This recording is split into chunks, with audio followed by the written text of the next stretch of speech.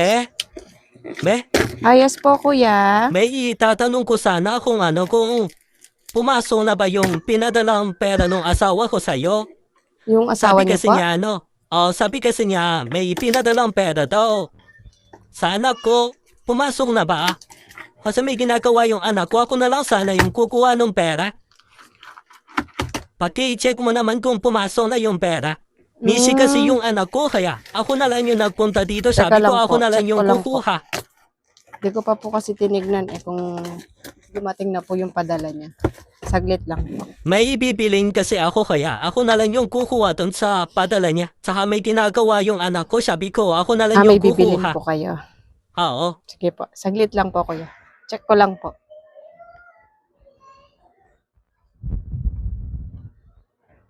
Magkano po yung pinadala? 3,000 yung pinadala, be. Check mo na lang. 3,000. Oo, Sige po, 3,000 check yan. ko po.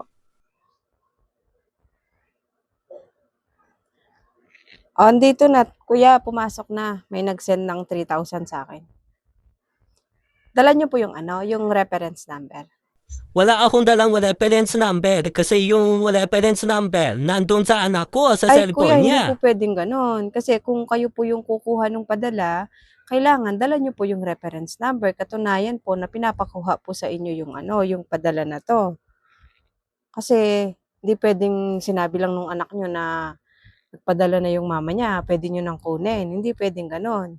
Dapat yung reference number, ibigay niyo din po sa akin. Kasi baka yung padala na to, binibigay niya para sa anak niyo. Ako naman yung asawa niya, be. Dapat ibigay mo sa akin yung pera kahit wala yung reference number. Opo, kahit na kayo po yung asawa. Kasi asawa niya kayo, bakit hindi niya binigay yung reference number sa inyo? Nandun nga kasi sa anak ko yung reference number. Kunin niyo po dun sa anak niyo yung reference number. Kasi hindi ko po pwedeng ibigay yung pera sa inyo kung wala kayong dalang reference number. Hindi, ibigay mo sa akin yung pera. Ako naman yung asawa eh. Dapat ako kumukuha ng Kahit na po padala asawa niya. niyo yung nagpadala, kung hindi naman po para sa inyo yung pinadala, hindi ko po pwedeng ibigay yun. Hindi, ibigay mo sa akin yung pera. Pumasok naman na sa'yo yung 3,000. Ibigay mo na sa Kuya, akin. hindi nga po pwede. Kasi baka para sa anak niyo po yun. Kaya hindi binigay yung reference number sa inyo. Nandun nga kasi sa anak ko yung reference number. Sa kanya binigay. Pero ibigay mo yung pera sa akin. Kuya, Ako na lang pasensya kukuha na po, nga. pero hindi po talaga ako pwedeng magbigay ng padala kung wala po yung reference number. Kailangan ko po yun. Wala po kayong maipakita na reference number sa akin. Ibig sabihin, hindi po sa inyo pinadala yung pera na yon. Para sa anak niyo po siguro yun. Bigyan mo na lang ako ng 500. Tapos iawas mo na lang doon sa Ay, pinadala hindi ng po asawa pwedeng ko. ganun, kuya. Iaawas ko po dun sa pinadala ng asawa niyo. Hindi po pwede. Kasi kailangan, kung sino po yung pinadalhan talaga, siya lang yung kukuha. Hindi, papawasan mo lang naman ng 500. May bibilin kasi ako.